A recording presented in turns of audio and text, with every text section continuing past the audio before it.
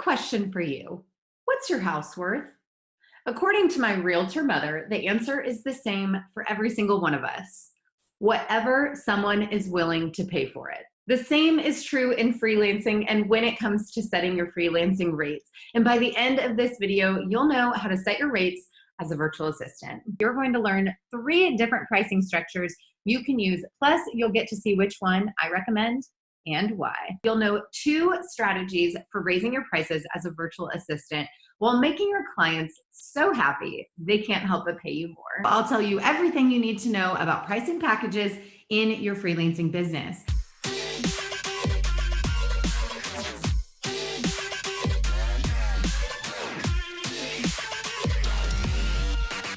I'm Lauren Golden here with a new episode of Free Mama TV, showing moms like you how to start and run a successful freelancing business from home. Subscribe to my channel and hit that bell to be notified when I post a new episode of Free Mama TV right here each and every Tuesday.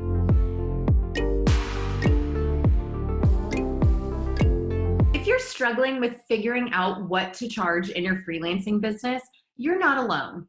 Oftentimes in our Free Mama Facebook group, a mama will make a post after getting off of a very exciting discovery call, looking for help with pricing the services in her proposal. The first thing that you should consider when it comes to setting your rates as a freelancer are the services you'll provide. And once you know you have a little bit of clarity on those services, whether it's general administrative services, organizational tasks, or something a little more specialized like social media management, or something really specialized like being a Pinterest manager, the first thing you need to do is some market research. Now, market research is just fancy talk for go out there and figure out what other people are doing. Here's what I want you to know.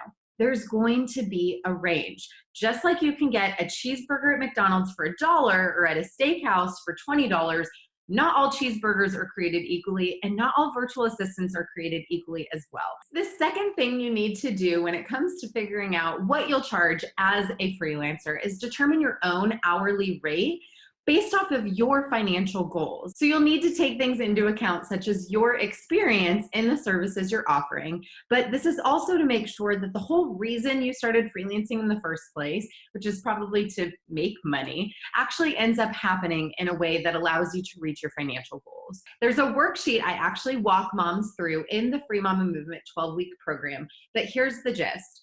You are going to need to calculate your current annual income. So what are you used to making, or what do you need to be making, plus any potential business expenses. Now, one of the reasons I love freelancing, especially as a virtual assistant, is that you have no overhead costs. You might choose to invest in some software. So account for your current annual income plus your business expenses, and you will arrive at your total desired income. Pro tip, remember that as a freelancer that you are responsible for paying taxes. It's not going to come out of a paycheck like an employee. So be sure that this annual income that you are establishing also includes the amount that you will need to set aside to pay taxes each year. Now that you've got your total desired income, it's time to figure out those total billable hours. That's just fancy talk for how much do you actually plan to work this year. Now that you've got your total desired income and your total billable hours, you are going to divide the two to come up with your minimum hourly rate requirements in your freelancing business. Now, the third and final thing that you need to consider when determining the right rates for you and your offerings is switching out of the hourly mentality into a retainer mindset. Here's what I mean by that. Using an hourly rate puts a big limitation on your earning potential in the long run. We want your future clients to pay for the value of your services as a freelancer and not the perceived value of your time. But we all have to start somewhere. So we start with that hourly rate that you came up with, combined with the market research to make sure that you are in alignment with other people offering a similar service that you provide.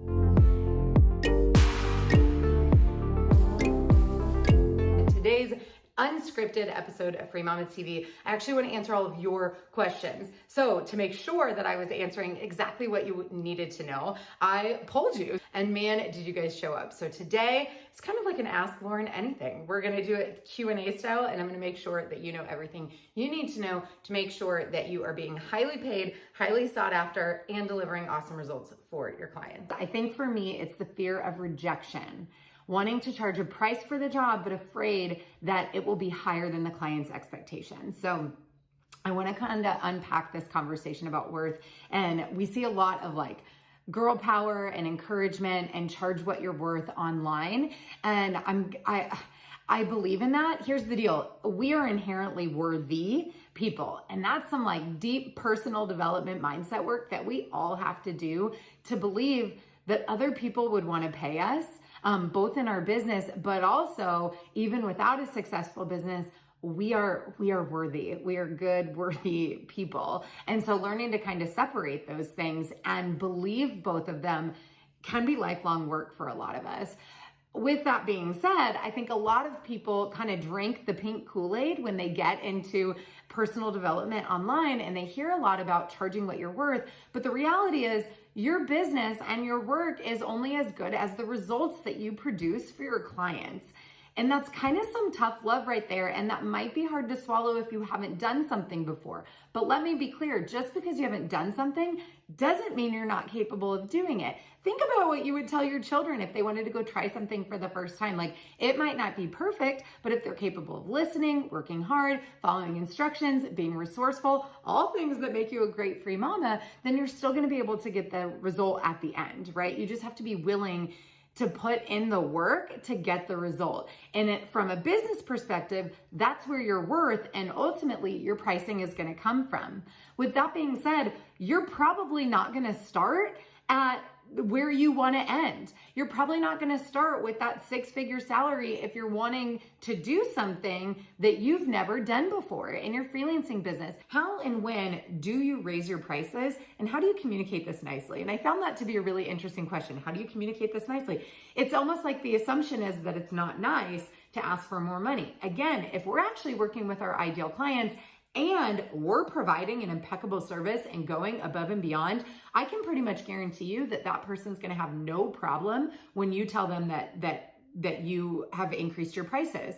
With that being said, as someone who now hires freelancers, it's not like a job. You don't just get an auto increase because you've been there for a year. You're going to have to prove the return that you're providing, whether you're saving them time, money, providing leads, whatever those things are that you've established that are their metrics for success for you. If you're delivering results, or if your scope of services is expanding, you are definitely entitled to more money and you should ask for it. With that being said, if you come to somebody who you are really just going through the motions for and you're going to ask them for more money, you should not be surprised if there's pushback or if they, decide to let you go, or they just flat out say, yeah, I don't think you're worth that. And that can be a really hard conversation because I just told you you're inherently worthy.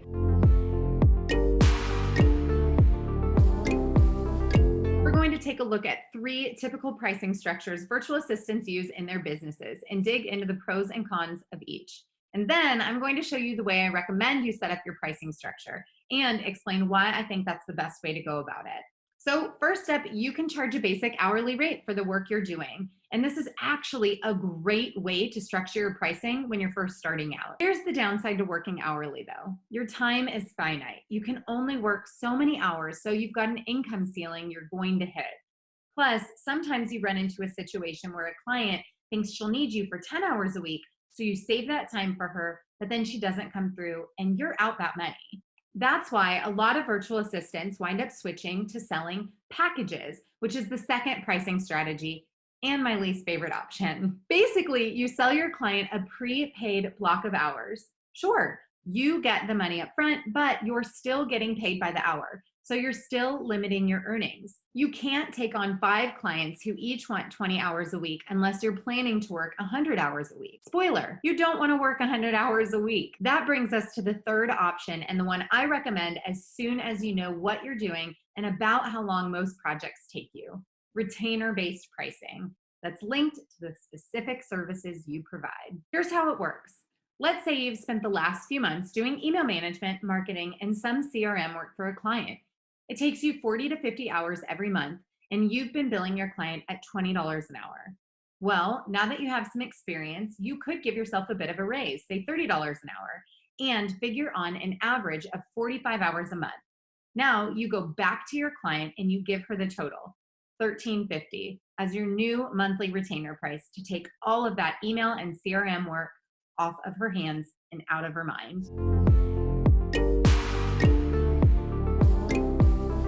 The first strategy that I want to share with you today, I call the staircase method. What happens when the going rate for a general virtual assistant is lower than your ideal rate in terms of meeting your financial goals, or when your confidence in your services just isn't there yet? In these cases, I recommend following the staircase method. And here's how it works. Just like walking up the stairs one step at a time, you're going to gradually increase your pricing one client at a time. When you take on that next client, go ahead and charge $5 to $10 more per hour, or the equivalent in project-based pricing. The next client, do it again. Some of you might be thinking, but Lauren, what happens when you've increased your rates but maxed out your time for client work and you still haven't reached your financial goals? Well, that brings me to strategy number 2, which is find something to specialize in. When it comes to setting your rates as a freelancer, the reality is that you can charge more for services that fewer people know how to do. So if you are offering general virtual assistant services, such as email management or even scheduling podcasts or speaking gigs, you won't be able to charge as much as someone who specializes in YouTube channel management or Pinterest management or web funnel design.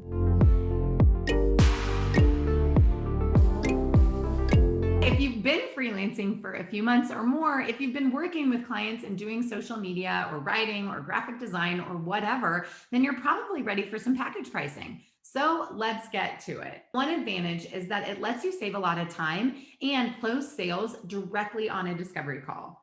When you know what you charge to write an email sequence or handle monthly bookkeeping or design a website or whatever, you can quote that price with confidence. You can tell a potential client, I charge $2,500 a month for social media management, and that includes 1, 2, and 3. The first thing you need to know about pricing your packages is that there's not always an easy formula to put in place. So some of the things I want you to consider as you're building your package pricing are, what's the service you provide? What's the result you deliver? Who are the clients you work with? And then I need you to think about how long a given project takes you. Now, that's not because I want you to put some sort of hourly pricing formula into play.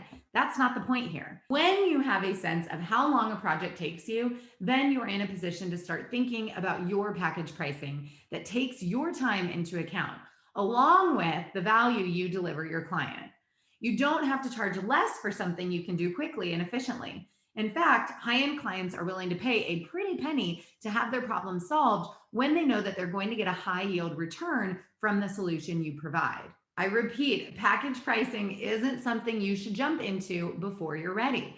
But when you are ready, it's a great way to maximize the work you're doing and deliver amazing value to your clients. And now you know how to set your pricing as a freelancer with confidence. If you're new to freelancing and you want more information about how to find retainer clients versus hourly or one-off projects, check out my free training. The link can be found below. Also, if you want to join a community of mamas just like you, I have a Facebook group where thousands of mamas come together for support and action-taking tips and motivation. As always, if you liked this video, please let me know by liking it below, subscribe, and share it with your fellow mamas. And comment below with hashtag I am a free mama if this video served you. Okay, seek out professional. Hi, I'm Lauren Golden here with a new, I'm Lauren Golden, a new video, not new video, new episode. Just give it a minute. Oh my gosh, that. Do you see how red that is? Jeez, like stings. I think I cut my skin open. Anyway, moving right along. Redo. All over again. Ready? Try that again. One moment. I'm back.